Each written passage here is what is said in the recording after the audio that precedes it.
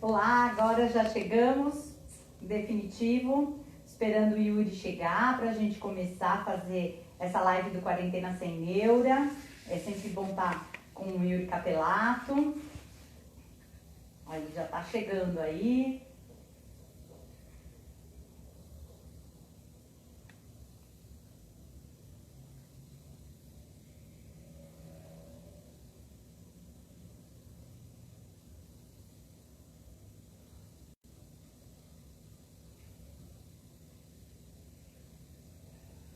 Pronto.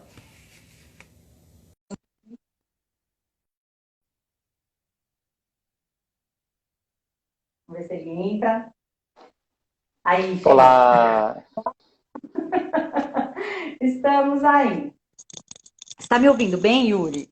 Tô. Você tá me ouvindo bem também? Eu tô aqui com o fone pra ver se melhora. Peraí. Acho que as pessoas também que forem entrando podem Agora falar sim. pra gente se o Pronto. som tá bom. Pessoal, som, vocês estão chegando agora. Som, imagem, se tiver tudo ok. Pra mim tá muito bem, tá sem problemas, o som tá muito bom. Para mim também, estou te ouvindo super nítido, né? Então, bom dia a todos, bom dia, Yuri. Agora, em definitivo, aqui, é um prazer estar nessa manhã de sexta-feira, dia do trabalho, nem parece feriado, né? Porque a gente está em casa e continua em casa, então não parece É, feriado. Eu já venho um tempo participando de algumas lives, fazendo algumas lives, com a hashtag Quarentena Sem Neura, até porque a gente tem tido tantas fontes de preocupação, tantas fontes de informações, às vezes nem todas são 100% reais, e a gente fica realmente sem saber. E isso vai deixando a gente preocupado, triste, angustiado, medo, com vários sentimentos que permeiam o nosso dia a dia, né? Então, eu falo até por mim, às vezes eu acordo animadíssima, aí no meio do dia eu vejo alguma coisa ou acontece alguma coisa, eu fico desanimada, aí tento me reestruturar, à noite eu vou dormir, eu rezo muito, então assim, eu acho que as emoções são os sentimentos que estão muito presentes no nosso dia a dia e são diversos, né? A gente não consegue acordar feliz, dormir feliz, passar o dia feliz. Mas também não é legal por isso do sem neura, acordar triste e passar o dia inteiro triste. Né? Eu acho que assim, vale, como eu ouvi você falando e aprendi muito da vez que você falou isso, de se permitir sentir, né? Que é importante sim. que a gente se permita ter esse sentimento, mas também que a gente se permita buscar outras coisas, né? Por isso do sem neura. E hoje eu estou aqui com o Yuri, que é psicólogo, psicoterapeuta, é pai do Pietro, é marido, é filho, é irmão. E tem também o trabalho, toda essa vida. Eu lembro que eu acho que a primeira vez que a gente se viu pessoalmente, eu acho que foi em 2012, quando eu fui no lançamento do livro com seu pai, do. Ai, peraí, deixa eu A lembrar. A equação Equação da da afetividade. Afetividade. Isso, eu lembro que foi no Shopping Guatemi, porque eu já vim acompanhando seu pai em vários eventos, também sou fã de carteirinha dele. E aí tive o prazer de conhecê-lo pessoalmente, a gente bateu um papo, e de lá para cá a gente vem se encontrando em congressos, em eventos, em vários lugares a gente está aí. E hoje vamos começar o nosso papo, o nosso bate-papo. Ó, bom dia para o pessoal que está chegando, bastante gente conhecida, que bom. E Yuri, vamos lá, né? O nosso tema 24 horas juntos. Como que isso pode acontecer de forma harmoniosa? A primeira pergunta. Pois é, então primeiro aí, bom dia. Queria agradecer muito esse convite, o carinho. A gente realmente participou por muitas coisas juntas, né? Inclusive até entrevistas na televisão fizemos juntos Verdade. e temos muitas vivências mesmo. E eu acho que esse tema, a gente pensando, até por causa disso, para tentar ajudar as pessoas a manter um pouco de saúde mental nesses tempos tão difíceis e a gente criar alguns fatores de proteção, porque a gente está o dia todo sendo bombardeado com notícias ruins, com notícias de morte, com notícias catastróficas, e aí é de coronavírus, é de outros problemas, e de repente isso está o tempo todo, a gente não está tendo momentos de relaxamento, a gente não está momentos de desligar. E isso vai criando uma irritabilidade maior. E aí, com essa convivência 24 horas, faz com que as pessoas acabem descontando nas pessoas que convivem mais. Então, assim, 100% harmonioso o tempo todo não vai ter como existir. O que a gente precisa é poder ter uma consciência do que está acontecendo para a gente poder criar esses fatores de proteção. O que acontece numa família normalmente, imaginando ainda nem uma quarentena, uma coisa normal? A gente cria relações afetivas, coisa que a gente fala até no livro que você citou, né? O que é esse afeto? O afeto é quando, não é quando a gente só sente amor pela pessoa.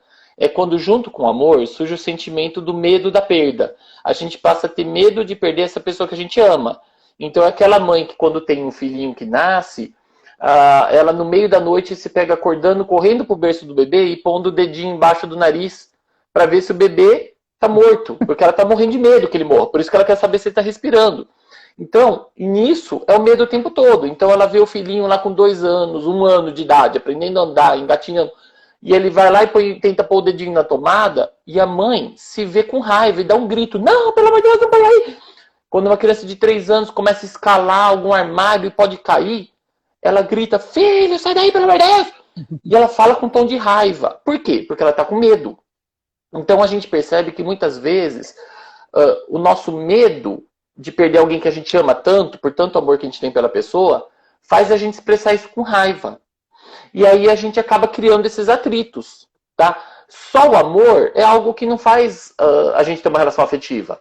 É quando surge o medo de perder o namorado, a namorada, o marido, e aí começa aquelas coisas, por que você demorou para responder? Eu tô te chamando, você não me respondeu, você não tá dando atenção para mim. E essas medo situações... de perder o emprego. Isso. E essas situações... E vai a pessoa ficar irritada, então ela passa de irritadiço. Quando a gente está numa situação de quarentena, onde a gente tem uma impotência, porque a gente perde a noção do futuro, a gente não sabe quando vai acabar, a gente não sabe como que vai continuar o mundo depois dessa situação, então a gente está se sentindo impotente. Esse medo do futuro, essa ansiedade, né? A ansiedade é o medo do futuro, faz com que a gente aumente mais ainda a irritabilidade. Numa convivência familiar, o que vai acontecer? Quando a gente está longe das pessoas que a gente tem uma relação afetiva, o sentimento mais presente é o amor. Então a gente está no trabalho, a gente está fora de casa, está viajando a trabalho, e a gente fica com aquela saudade, nossa, como será que eles estão? Que saudade, eu não vejo a hora de chegar em casa, eu quero abraçar, quero beijar, quero estar... Quando a gente chega em casa e está perto, junto com o amor, começa a vir o medo da perda, porque a gente percebe as diferenças. Então a mãe que passou o dia inteiro trabalhando fora de casa, não via a hora de chegar em casa, abraçar os filhos. Quando chega em casa, vê que eles não tomaram banho, que eles deixaram os brinquedos espalhados pela casa toda, não jantaram, ela fica irritada e de repente o abraço que ele dá começa a gritar. Que bagunça que vocês fizeram, olha que oração. Esse é o medo. Por quê? Quando a gente mais convive, mais a gente percebe que nós temos diferenças. Que a gente se preocupa com algumas coisas e a pessoa que a gente ama se preocupa com outras. E essas diferenças atingem esse medo. Esse medo de achar que pela diferença eu posso não conviver mais ou eu posso vir a perder. O medo de que a diferença entre mães e filhos, pais e filhos, ou maridos e mulheres, namorados, façam com que você ache que não possa conviver junto, porque eu gostaria que tivesse de um jeito e aquela pessoa que convive comigo pensa diferente. E aí, quanto mais a gente tem a percepção das diferenças, mais isso atinge o nosso medo. Porque nossa sociedade também não ensinou a gente a lidar com as diferenças. A gente, como pais, não lida com a diferença com os filhos. A gente esquece que um filho de 4 anos de idade, de 3 anos de idade, de 2 anos, ele quer brincar. E nós somos adultos que sabemos que o banho é importante, por exemplo. E aí, de repente, a gente quer que ele pense como nós. E quer que ele goste de tomar banho, quando na verdade ele não vai gostar.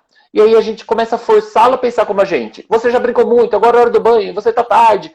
Como se ele tivesse que estar tranquilo de parar de brincar e tomar banho.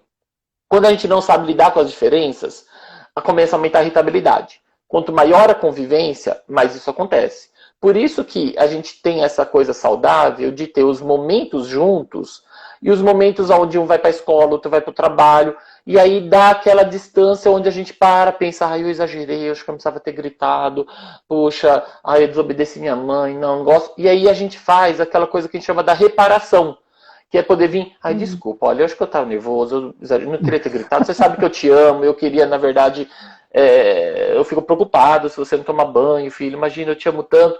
E aí fica tudo bem até a próxima briga. Quando a gente tem uma convivência 24 horas, as pessoas estão achando que elas precisam estar grudadas 24 horas. E aí não está dando tempo da gente fazer essa reparação. E começa a criar em algumas famílias esse excesso de irritabilidade. Então eu costumo dizer assim, apesar de a gente estar 24 horas dentro de casa com a família, é importante a gente ter os momentos juntos, então do almoço, da janta, o sentar e fazer lição com o filho em algum momento, mas é importante também dar um momento de deixar a criança sentar e brincar num canto na hora do dia, brincar sozinha, criar criatividade, brincar entre irmãos e a gente fazer alguma outra coisa. A gente ter, em alguns momentos do dia, poder cada um ficar num canto, e aí de acordo com a idade, lógico, de cada um, para ter esse momento de paz. Então tem um momento que a mãe vai entrar no banho, e aí ela fica lá com a porta fechada, e ela poder relaxar, para se acalmar. Então a gente não achar que por estar dentro de casa tem que estar grudado 24 horas. Porque senão a gente vai aumentar, para crianças pequenas, por exemplo, a gente vai começar a criar a síndrome da dependência. E aí começa a ter aquela questão da criança que começa a ter o apego, que ele não quer mais se dividir. Então, o dia que precisa voltar para a escola, ele não vai querer mais sair de perto da mãe. Não que ela tenha que abandonar, mas a gente chegar num equilíbrio, onde eu não tenho que estar grudado o tempo todo, mas onde eu posso ter aquele momento, ó, agora meia horinha, não, agora a gente vai fazer aqui, você brinca aqui com esses brinquedinhos no chão, e a gente poder criar esse pequeno afastamento para eu poder lembrar, tipo, puxa, peraí, por que eu estava irritado? Eu estava irritado porque eu estou preocupado, porque eu amo, e eu poder fazer essa reparação no relacionamento. Outra coisa, uma coisa importante que você falou, que é justamente essa questão do afastamento, né? Eu vejo assim, extremos. Ou a mãe põe no momento da lição de casa e fala, se vira sozinho. E a criança, eu puxando para psicopedagogia. A mãe põe lá e fala assim, olha, fica aí fazendo a lição de casa sozinho. E ele entra num parafuso, ou porque ele não sabe, não vai fazer nada e vai enrolar, né? Ou porque é um momento onde a participação da família é importante. Não é importante a nível de ter uma interferência, mas é importante a nível de estar juntos, de estar ali no apoio, de estar ali numa situação de, olha, na dúvida eu estou aqui. Mas também, como você coloca, é importante que outras atividades, eles estejam longe um do outro, né? Porque eu acho que cria, assim, uma dependência e uma compensação. Eu vejo muitas mães falando nisso, não, mas no caso, antes da quarentena, eu trabalho o dia inteiro, então à noite eu fico ali, dá até aquela impressão de sufoco, que sufoca a criança e se sufoca, não se permitindo ter esse distanciamento. Então é importante você comentar isso, de como é importante, mesmo no mesmo ambiente, as pessoas se distanciarem, né?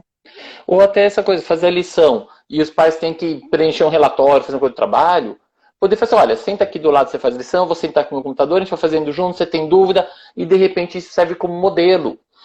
Entender que estar com as crianças, estar com os filhos, então vamos primeiro falar de filhos, depois a gente fala de casais, não necessariamente tem que ser somente para estar brincando, para fazer lição de casa, que dá para a gente poder aproveitar que está todo mundo em casa e a gente criar tarefas em conjunto. Então, por exemplo, vamos lavar a louça. Filho, vem cá, vamos brincar de me ajudar? Eu passo o sabão, você tira o sabão?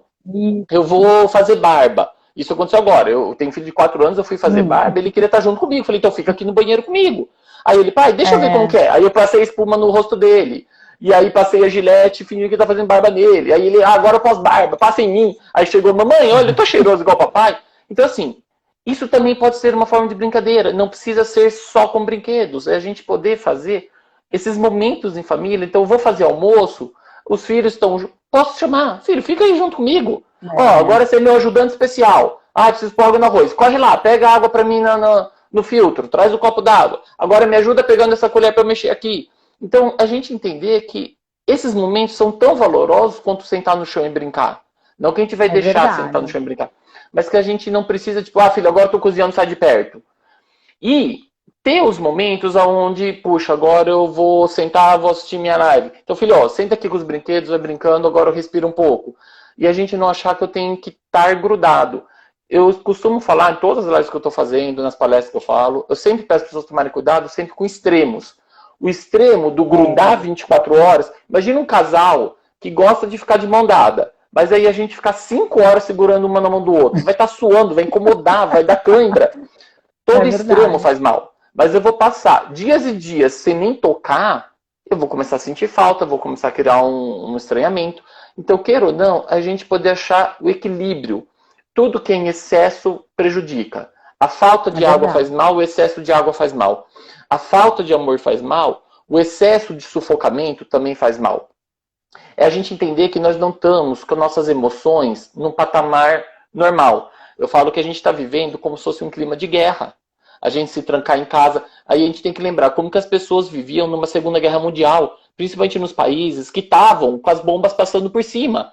E de repente você trancado em casa, ouvindo as bombas, falando se eu sair de casa posso tomar tiro. Então a gente está vivendo esse clima de guerra. Então nossas emoções não estão normais. Então a gente também tem que tomar cuidado com a autocobrança. Não é se acomodar, não fazer nada, mas eu vejo pessoas hoje na quarentena achando que por estar de quarentena eu tenho que dar conta de tudo. Eu vou estudar 5 línguas diferentes, vou ler 25 livros, porque, nossa, a gente recebe no WhatsApp, né? Tal biblioteca liberou não sei quantos livros gratuitos, museu, aproveite para acessar, canais de televisão liberaram conteúdo gratuito, e de repente a gente esquece que a gente vive numa sociedade de excesso. E essa sociedade de excesso dá muita oferta. São muitos canais para assistir, são muitos livros que são produzidos hoje em dia, são muitas informações para chegar. A TV está 24 horas de informação. Se eu me expor no excesso, eu achar, puxa, tá vendo? Tem alguém que está estudando língua, o outro está conseguindo escrever um livro, e eu estou tentando dar conta de limpar minha casa. Essa autocobrança começa a virar punição. No caso. Pois é. E de repente essa autocobrança vira uma punição. A gente começa a achar que eu que sou ruim. E aí, de repente, até quando você tem chance de fazer algo bom, você fala, não, eu não mereço, olha, eu não dou conta das coisas. Inconscientemente, a gente cai na morbidez.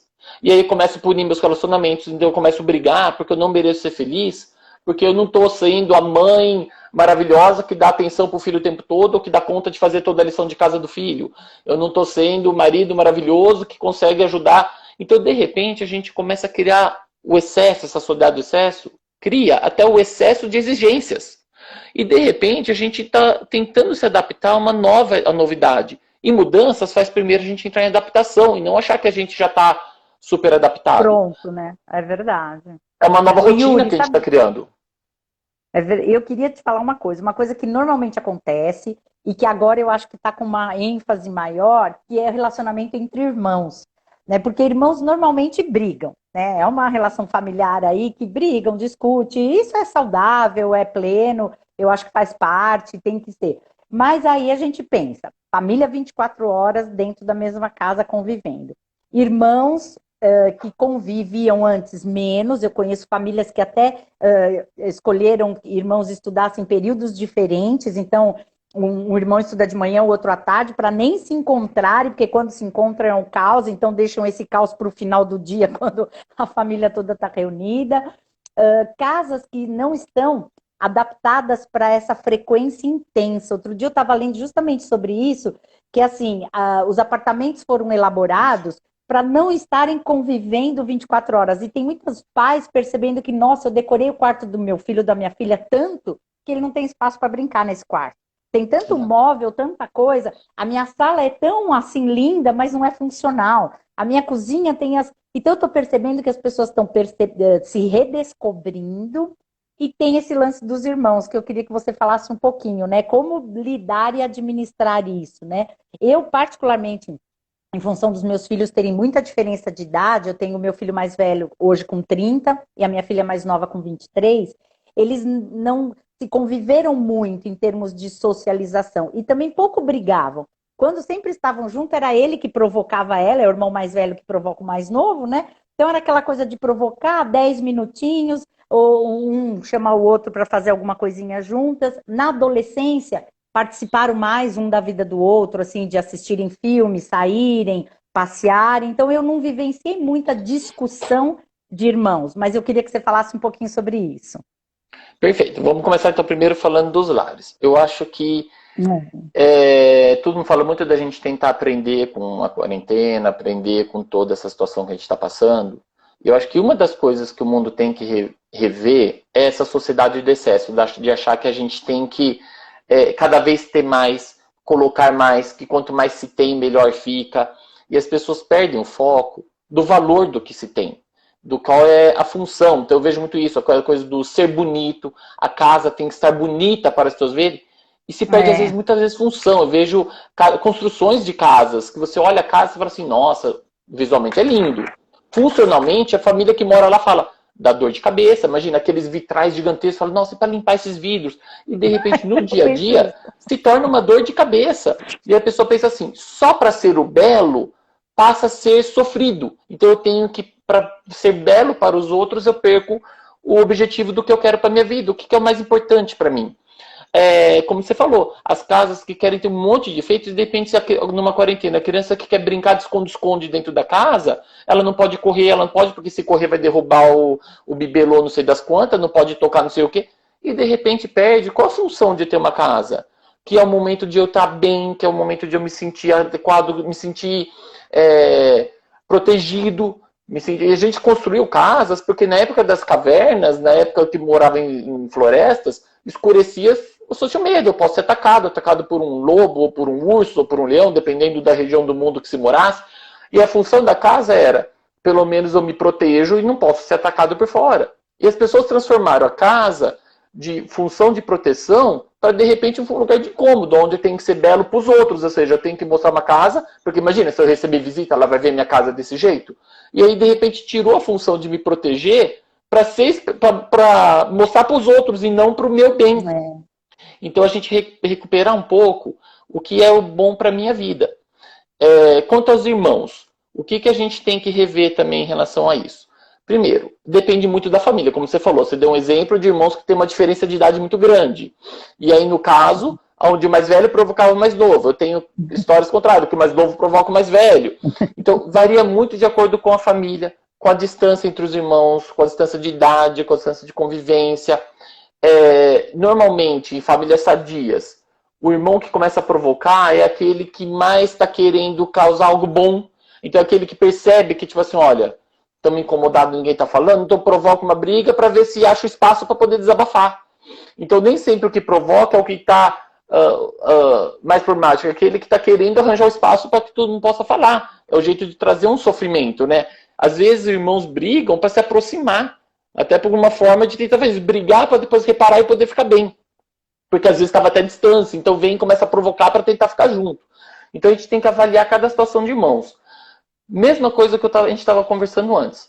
Os irmãos agora, eles têm que ficar 24 horas juntos? Não. Eles têm que ter os momentos para brincar junto.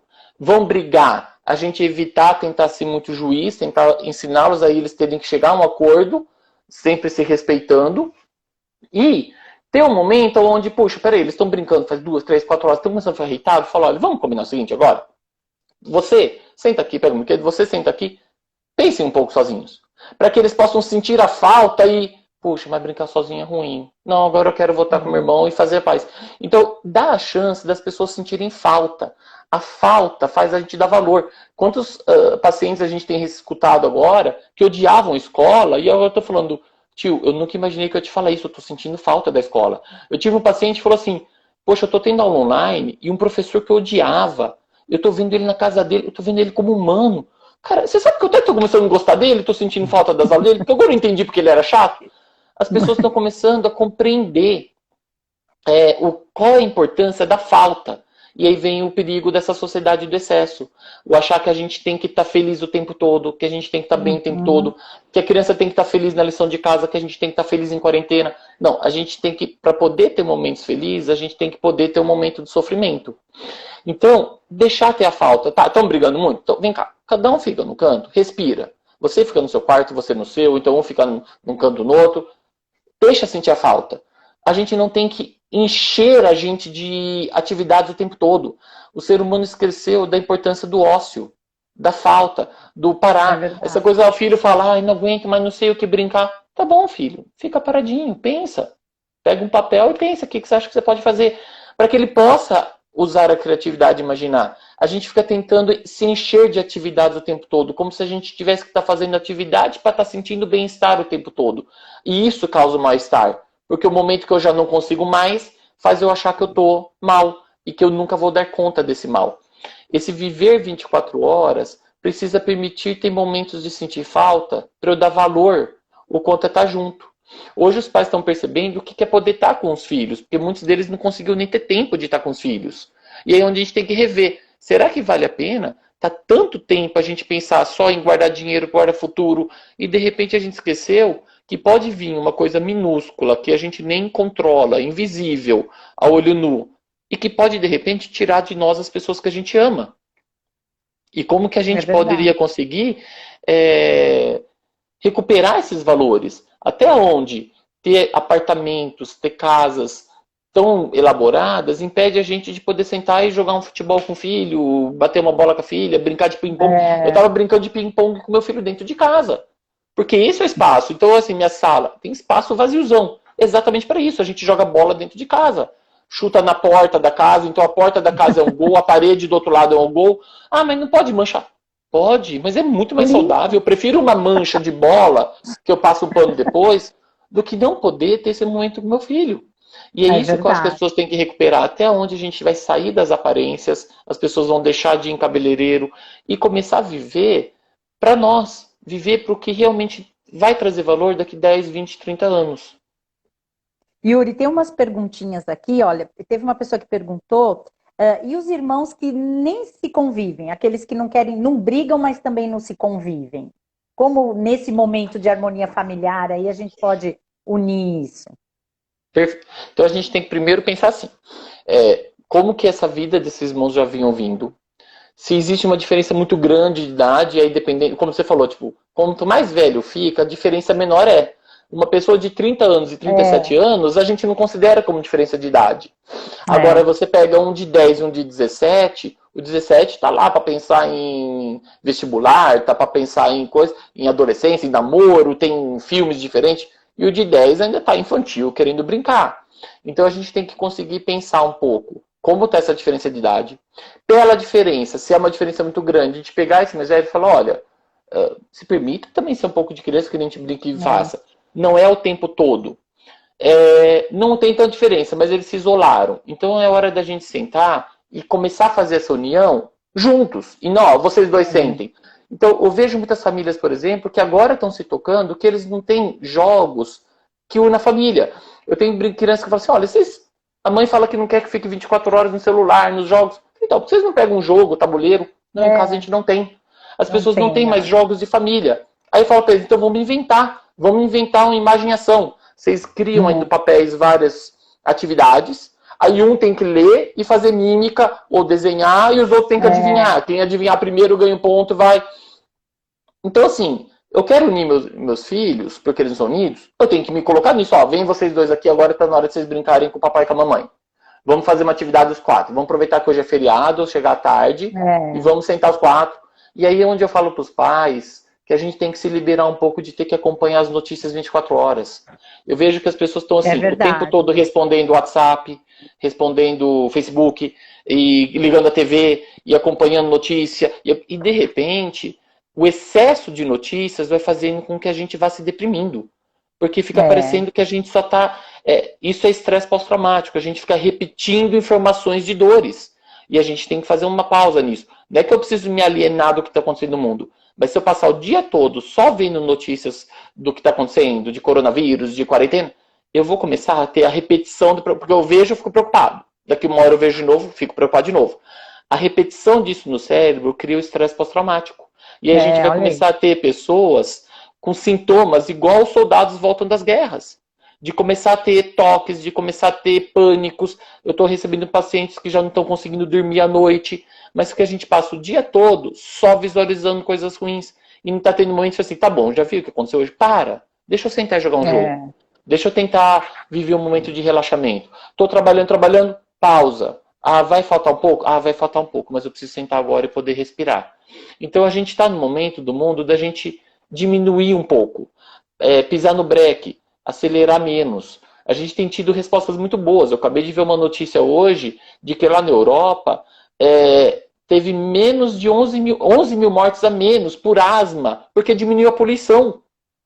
Então, uhum, pela Europa toda, pessoas deixaram de morrer pelo excesso de poluição que existia antes e que agora está diminuindo a poluição. Então, está na hora da gente brecar um pouco, diminuir um pouco, se exigir menos. É a gente não paralisar, não vou parar, não vou fazer nada, mas sair do excesso e pensar assim: o que eu vou fazer nessa quarentena? Eu vou fazer o que é possível. Como que eu vou unir é, meus filhos? Eu vou unir me colocando. Porque quando eu puder fazer o momento dos quatro brincando juntos e eles verem que for divertido, eles vão conseguir aprender a brincar juntos. E aí a gente começa a até os perceber pais por vão aprender a brincar com os filhos, né? Até porque isso. tem muitos pais que não sabem. Eu fiz um vídeo no meu canal no YouTube, eu senti a necessidade. de fazer um vídeo sobre como ensinar os pais a brincarem com os filhos. Eu falei, nossa, nunca pensei que eu pudesse fazer esse vídeo com relação a fazer essa orientação para pais, porque estava vendo essa necessidade dos pais perguntando, mas eu vou brincar? Tipo assim, porque o brincar é videogame. Então, o brincar é Exato. celular, o brincar é vídeo. E aí, quando você fala, não, o brincar não é isso, o brincar vai muito além. Eu posso brincar com uma caixa de sapato, sem objetivo nenhum, mas que ali vai surgir uma brincadeira imensa, a gente vai criar muita coisa. E aí, eu fiz um vídeo onde eu coloquei vários jogos na mesa e fui falando para os pais: olha, esse brinquedo faz isso, pode fazer assim, desenvolve aquilo, desenvolve outra coisa. Quer dizer, além da questão emocional, além do senso de família, de cooperação, de estar junto, de atenção, eu vejo que o brincar, ele faz parte. E muitos pais que brincaram na sua infância esqueceram de que os filhos precisam, apesar de ser outra infância, deles serem nativos digitais, mas que eles precisam dessa atenção, desse Sim. brincar, desse relacionamento familiar, né? E eu precisei, eu falei assim, não, vou fazer, e é um vídeo que tem muitos pais assistiram e comentaram lá, poxa, estava precisando desse, eu acho que é falar o óbvio para relembrar ações, né? Você dá um toque, você fala alguma coisa, o pai, poxa, vou fazer isso, e não é difícil, né, Yuri? Até como você está falando, E não até é difícil sentar e brincar. E até aproveitando que tem a pergunta da Fono Laís Bittencourt falando sobre a questão de desenhos e ajudar na rotina, uma coisa que eu percebo falando das brincadeiras é isso. Às vezes eu falo para pessoas, olha, mas não sei mais o que fazer. Eu falei, já tentaram pegar um papel e a gente sair desenhando, brincando? As pessoas não sentam mais no papel, não desenham mais. Então, sentar, por exemplo, eu tenho pacientes que falam, eu gosto muito de ficar assistindo anime e assistir coisas, só que, poxa, minha mãe reclamou, eu fiquei 3, 4 horas, falei, tudo bem, nessa quarentena a gente está podendo permitir os filhos ficarem um pouquinho mais do que aquela rigidez que a gente tinha antes, era 1 hora por dia, 2 horas por dia, tudo bem, pode ficar 3, mas não vai ficar o dia inteiro na internet, no celular. É, Aí eu falo pra ele, você gosta muito de anime, por que você não cria o seu anime? Por que você não é. tenta você inventar uma história em quadrinho? Vamos pensar? Eu tenho um que fala assim, eu converso com os amigos online. Eu falei, por que então você não cria um personagem e o outro cria o outro, e vocês começam a dividir, um mostra pro outro, manda a foto no outro e monta uma história juntos, à distância. Criem essa história, os irmãos poderem sentar, desenhar. E aí deu certo com o paciente, ele veio e falou assim, eu tô Ah, fazendo que com um amigo legal. meu. A gente tá criando a história em quadrinho, já falou o nome dos personagens, tem personagem, cada um personagem de um país, o brasileiro luta capoeira, e aí eles foram pesquisar, por exemplo, o russo, eles foram pesquisar o nome russo para poder pôr. Então, Olha. assim, aí eles descobrem uma criatividade que eles não tinham ideia do que tinha. E Então, quanta aprendizagem aí, né? o Muita desenho aprendizagem nessa ajuda muito atividade. nessa simbolização, nessa questão de você poder colocar no papel o que você está sentindo, a rotina visual. Eu sempre oriento muito, principalmente para crianças. A gente Sim. esquece que as crianças aprendem com o concreto. Então eu sempre falo isso muito para os pais, que eles falam assim: eu falei tanto do comportamento, eu falei o que ele tem que fazer, e eu falo para eles assim: quando a gente vai ensinar divisão, o que a escola faz? Desenha lá a pizza, fala, vamos dividir em 4 pessoas? Aí você desenha, divide. Por que a gente desenha? Porque quando ele vê no concreto, quando a gente faz os risquinhos para somar, põe lá quantas abelhinhas tem aqui, e aí ele desenha as abelhinhas, você compreende muito melhor. Comportamento também. Então, assim, ficar falando para ele, agora é hora, agora é hora, agora é hora, é muito mais fácil se ele puder visualizar isso num desenho, a ordem das atividades, inclusive colocando as horas livres. Então, agora é hora de você fazer a lição online, agora é hora do descanso, agora é do almoço, depois você faz mais uma lição. E se ele puder visualizar, ele vê que ele tem um momento livre. Não fica naquela ideia que ele está só na obrigação. Porque É, quando a gente está na hora livre, quando a gente está no prazer, a gente perde a noção do tempo. 1 hora de prazer dá uma sensação que foram 15 minutos. 15 minutos de lição dá a sensação de que foi 1 hora. Porque o nosso cérebro processa, a nossa percepção de tempo é processada diferente de acordo com a motivação ou não. Quanto mais motivado, mais dopamina eu tenho, menos eu tenho a percepção de que está passando o tempo. Quanto mais chato, quanto mais irritado tá, mais demorado parece o tempo. Então, fazer essa rotina junto com os pais, fazendo junto, desenhando junto, vai fazer ele ter essa percepção de que ele também tem os momentos livres para ele suportar esse desprazer. Quando você falou, a. agora eu lembrei de um livrinho infantil que fala quando muito é pouco. Então, é um livro infantil muito bonitinho justamente para trabalhar isso que você falou da questão do tempo, da criança relacionar as coisas. E aí no livrinho tem uma página que fala assim: dar 3 mordidas num cachorro quente é pouco, levar 3 mordidas num cachorro raivoso é muito. Então, brincar, sei lá, 4, é de 1 a 10, vai. Brincar, pegar 8 brinquedos pode ser pouco. Fazer não sei o que pode ser muito. E aí ele vai fazendo essa relação e é muito bonitinho para a criança entender essa noção do tempo, da quantidade. É bem como você falou. 1 hora no videogame pode ser pouquíssimo para quem gosta. 1 hora assistindo uma aula online estudando, ele vai falar, nossa, é uma eternidade, né? Exato. A gente tem que lembrar isso, que a nossa percepção é diferente da sensação, é diferente do real. Tanto que a gente tem vários desses desenhos, né, que você olha assim, parece uma coisa, de repente parece que o desenho está girando, só que ele está parado, é uma foto. Só que a nossa percepção do cérebro, de acordo com o que é desenhado, daí você, nossa, parece, você olha no ponto, parece que o negócio está circulando. Então a nossa percepção nos engana, porque é de acordo com como isso é processado no nosso cérebro. Por isso que a gente tem que ter essa ajuda para as crianças, ajuda até para nós. Eu vi aqui também pergunta da Suzano falando sobre a questão da sociedade do excesso. Isso é uma das coisas que eu mais tenho falado. Todo mundo compara muito quando eles eram crianças. Então fala, olha, como era a minha relação com meu irmão, como era a minha relação com meus pais, como eu obedecia limites. E eu falo que o mundo não pode ser comparado. O ser pai e mãe hoje em dia não pode ser comparado como era 30 anos atrás. O mundo criou uma sociedade de excesso. As crianças têm um excesso de ofertas de prazer muito grande. São milhares de jogos eletrônicos, de jogos virtuais. São milhares de ofertas de televisão, de canais. Hoje com a internet, se você ficar 24 horas procurando o desenho que você gosta, você não vai dar conta de assistir tudo que você gosta. Você pode passar 5 anos direto, sem piscar o olho assistindo, você não vai conseguir, porque já vai ter sido produzido 5 vezes mais. Então, por mais que as crianças hoje possam ter mais prazer do que a gente tinha antigamente, eles sofrem muito porque eles deixam de ter mais do que a gente deixou. Quando a gente tinha uma perda que a gente poderia nomear. Eu deixei de ter aquele videogame ou aquele jogo. E era só isso que você tinha de deixar para ter. Você tinha horários específicos de desenho na televisão há 30 anos atrás, onde era naquele horário. Somente deu castigo, você perdeu aqueles desenhos, passou. E o resto do dia? O resto do dia você já não tinha mais o que perder. Hoje, quando você fala de um dia sem televisão, a criança perde muito, porque um dia é muita coisa que ela deixou de ter. Então, o sofrimento das crianças hoje em dia é muito maior. Esse é o perigo da sociedade do excesso. Quanto mais ofertas a gente faz, mais perdas a gente tem. Por isso que é tão comum hoje pessoas milionárias perderem tudo que têm.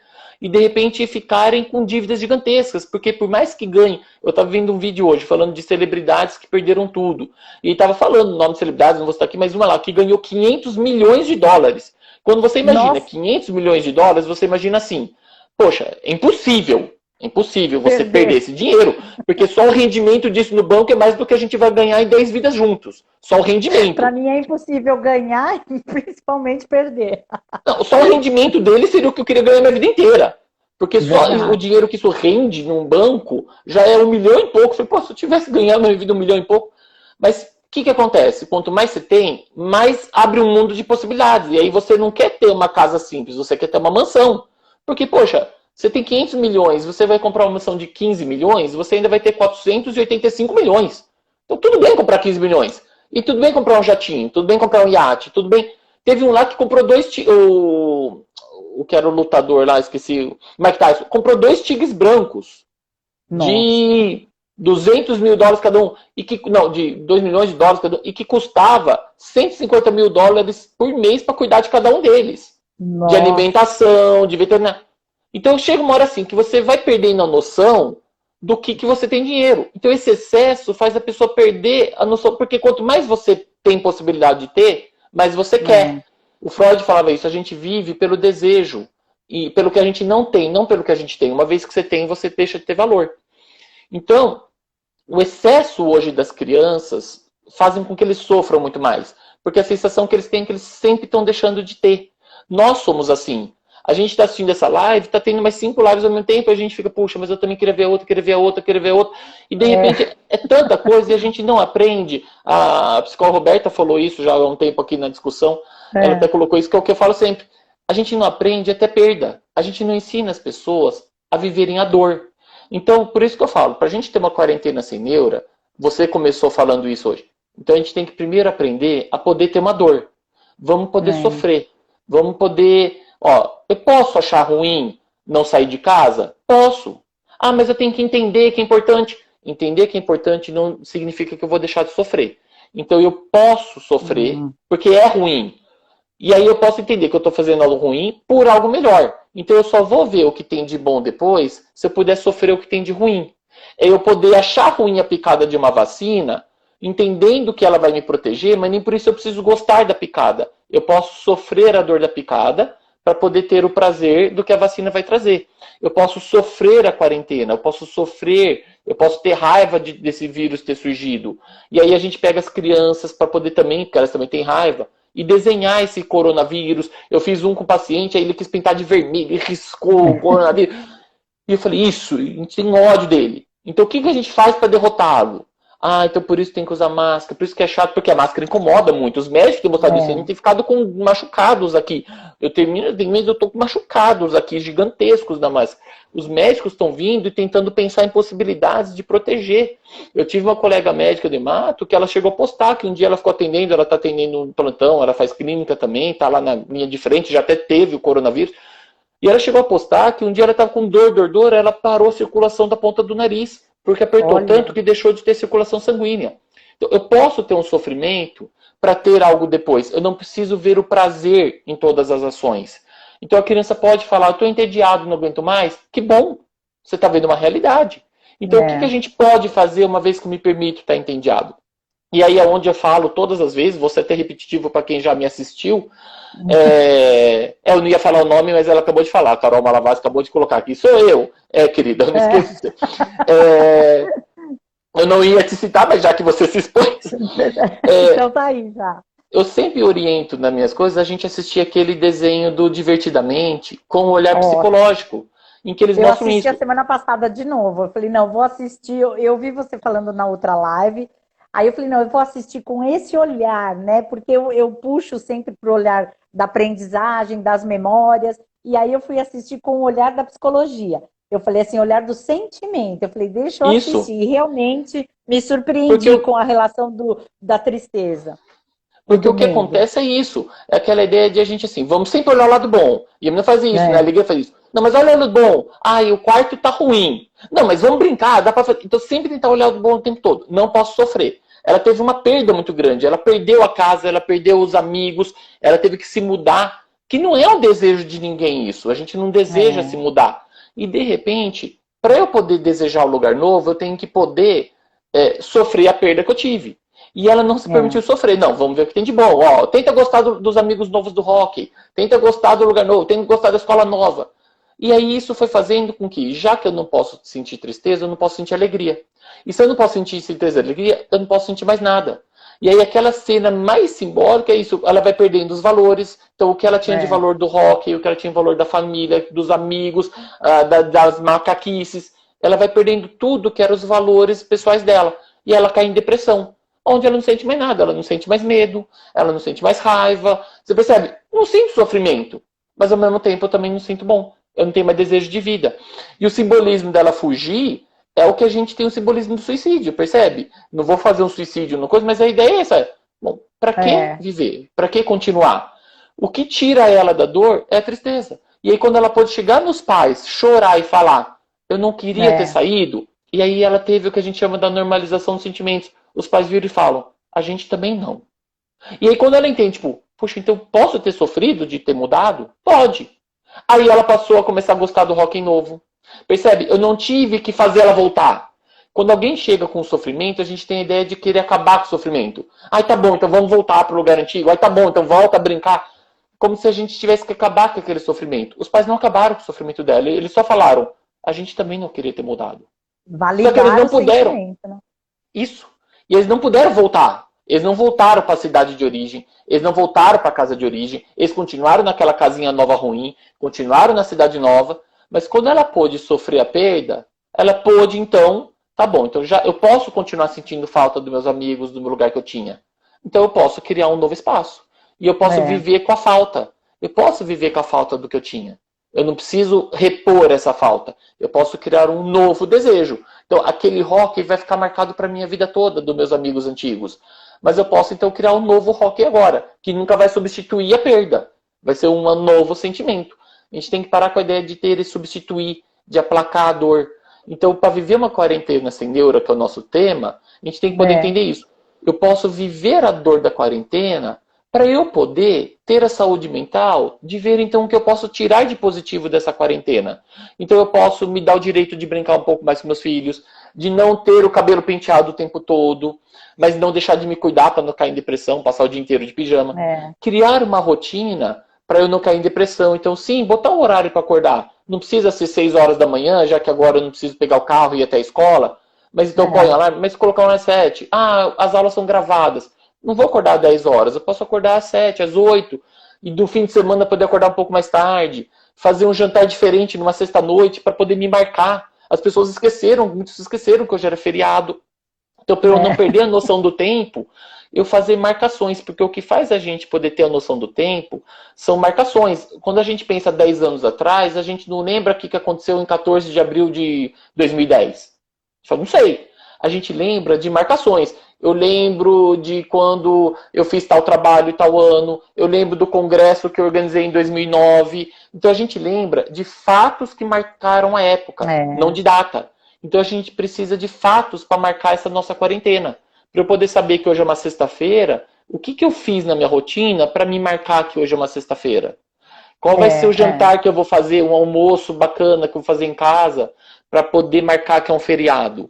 Então a gente ter simbolismos, nossa sociedade tirou o simbolismo. Por isso que é importante fazer essa coisa do desenho, da criatividade, para a gente ter esses simbolismos que marcam a nossa vida.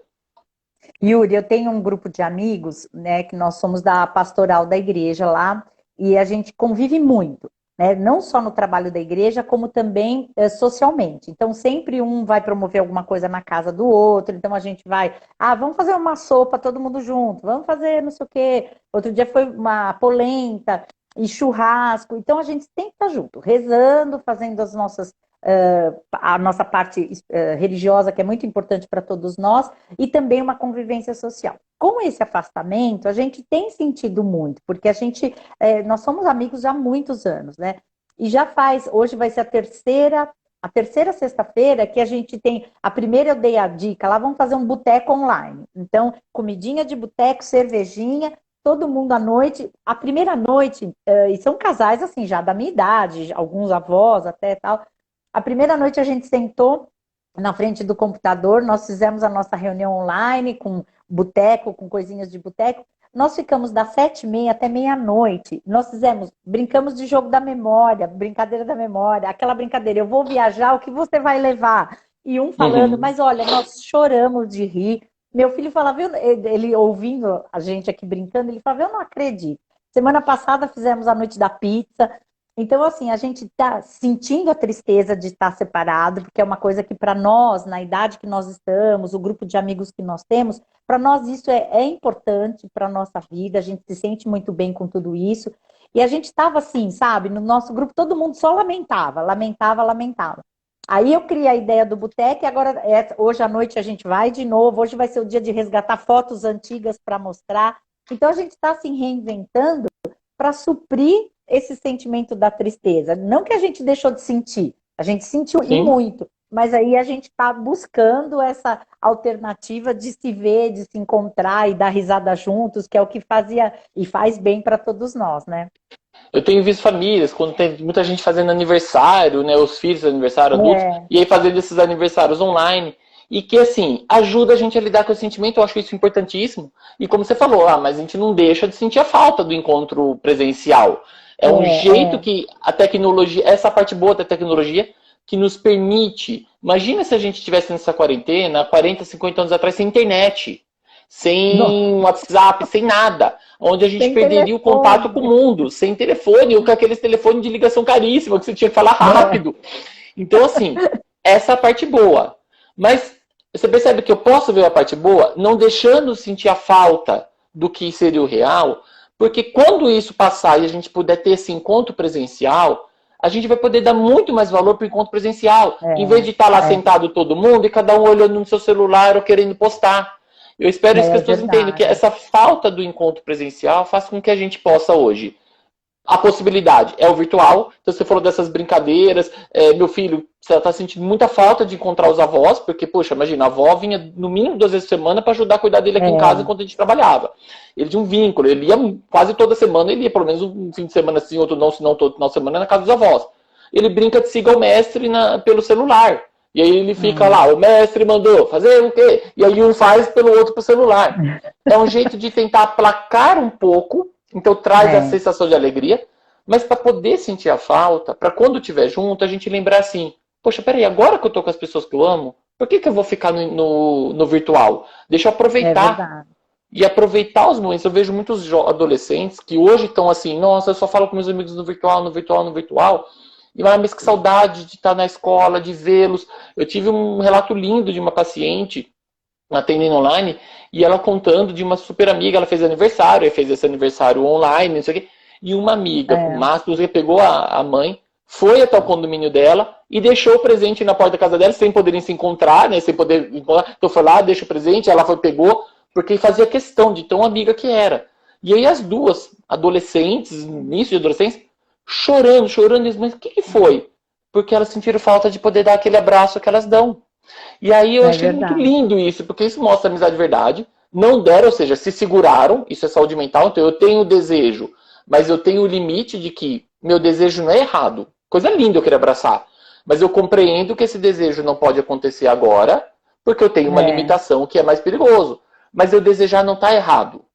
Isso, para mim, é a saúde mental. Eu não deixar de ter os desejos, mesmo tendo a noção de quais podem acontecer ou não.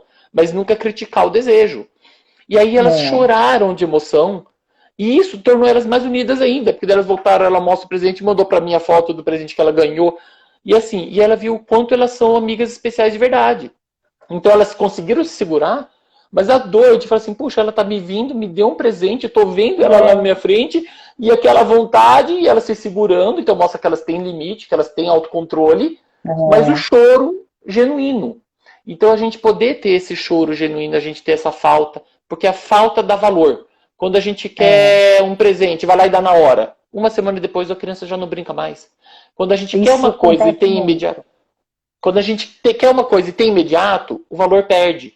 Quando a gente tem que esperar até o dia do aniversário, esperar o tal Natal, a gente lembra do simbolismo. Por que eu dou presente no aniversário? Não é pelo presente. É pela alegria de você estar vivo.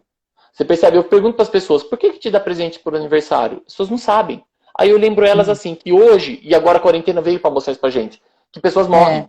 Porque a gente melhorou tanto a medicina, teve a vacina, teve antibióticos, e as pessoas perderam a noção da perda.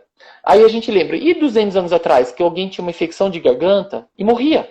Percebe? Porque não tinha antibiótico. Histórias infantis sempre falam de mortes. A mãe da Cinderela que morreu, a mãe da Branca de Neve morre. Então, por que tem tanta morte nas histórias infantis? Porque antigamente isso era muito comum. Mulheres engravidavam, morriam no parto, morriam de infecções. Então, qualquer infecção que hoje a gente trata fácil com antibiótico, morria. E aí eu lembro que o aniversário é para lembrar a gente quanto tempo a gente está vivo. Então, quando uma criança faz 5 anos, ela não vai ter 5 anos. Ela já passou os 5 anos. No dia seguinte, ela não tem 5 anos. Ela tem 5 anos e um dia. Então, quando a gente faz 5 anos, a gente já viveu esses 5 anos. Então, eu dou o presente para falar assim, o quanto me faz feliz saber você, que eu amo tanto, estar vivo. E aí eu quero te deixar feliz pelo quanto me deixa feliz participar da sua vida. Porque você já viveu 5 anos. Que bom que você viveu esses 5 anos. Que bom que você viveu esses 10 anos. Que bom que você viveu 30. Eu vejo pessoas, quando vão ficando velhas, com 40, eles vão falar assim, ah, não, nem comemoro mais aniversário, imagina, que vergonha. Eu falo, gente, é o contrário. Quanto mais tempo vive, mais a gente deveria amar fazer aniversário e falar. Tenho 40 anos, tenho 50 anos, tenho 70 anos. Porque mostra assim, eu vivi tudo isso, eu sobrevivi. Não teve coronavírus, não teve... E eu acho que, queira ou não, essa quarentena vem pra gente poder mostrar por que não ficar alegre, por a gente poder conviver com as pessoas que a gente ama. Então, comemorar assim aniversários. O consumismo, né? Isso que você está falando, eu acho que é muito importante diminuir esse... A gente está vivendo 40 dias sem ir comprar, sem ir ao shopping.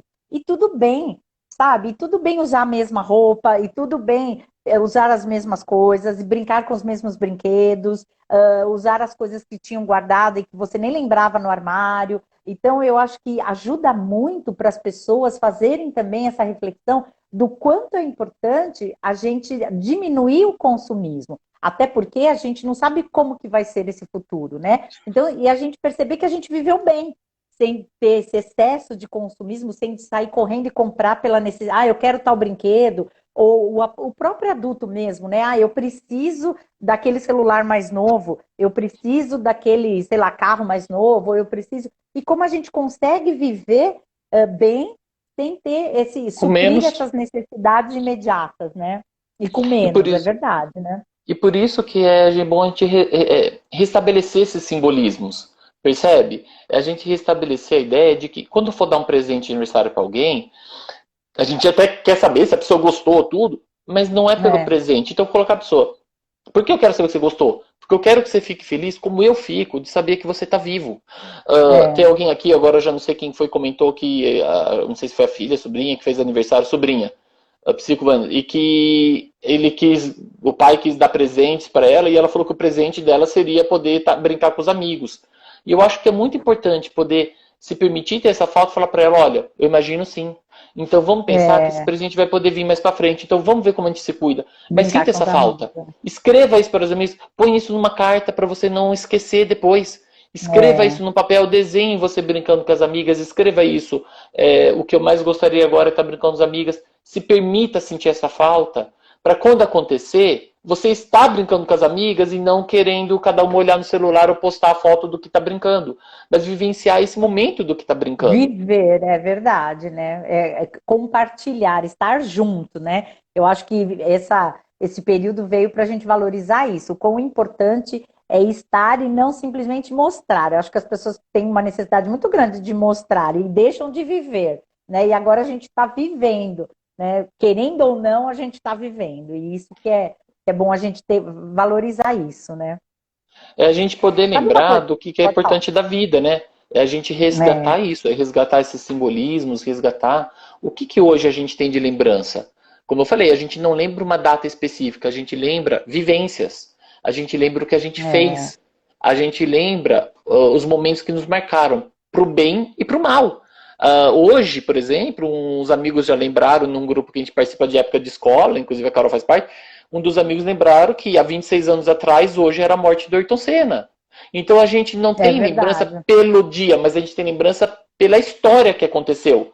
E olha só, É, o que marca a passagem da nossa vida não são só histórias boas, são histórias boas e ruins, porque uma lembrança dessa morte traz uma tristeza, mas que também traz a alegria da gente ter visto esse Ayrton Senna, dos momentos de família que a gente passava de manhã vendo na corrida dele, e a o torcida, ídolo, e né? de repente aquela música que começa a tocar e todo mundo chora de emoção, porque lembra dos momentos bons e lembra da perda.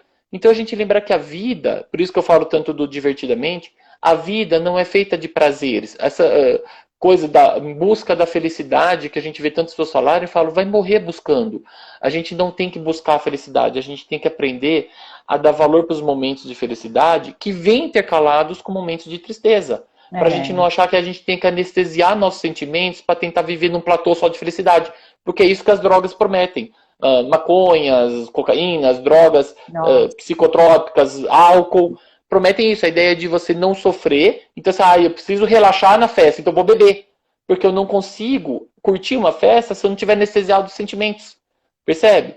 Então, a gente poder resgatar a importância dos sentimentos em todos os momentos, os bons e os ruins. E isso traz saúde mental. Com saúde mental, a gente melhora todos os aspectos da vida. Melhora a criminalidade, a gente melhora todos os índices que nos é incomodam verdade. tanto, melhora a pobreza. Por quê? Porque as pessoas com saúde mental vão ser muito mais unidas, vão ser muito mais apoiadas. A gente não vai querer se aproveitar do outro para eu sair ganhando dinheiro. A gente vai querer que todos cresçam juntos.